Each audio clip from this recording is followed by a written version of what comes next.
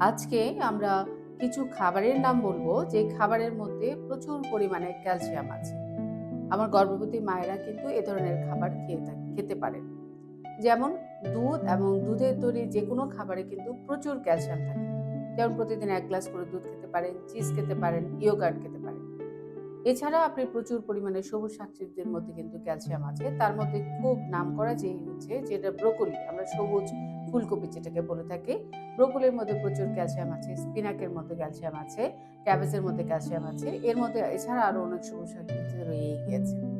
Fortified কিছু food আছে যেমন ব্রেড। ব্রেড খেলেও কিন্তু ক্যালসিয়ামের চাহিদা অনেক সময় পূরণ হয়। সয়া মিল্ক এটাও খেতে পারেন। সেটাতেও কিন্তু হচ্ছে প্রচুর ক্যালসিয়াম আছে।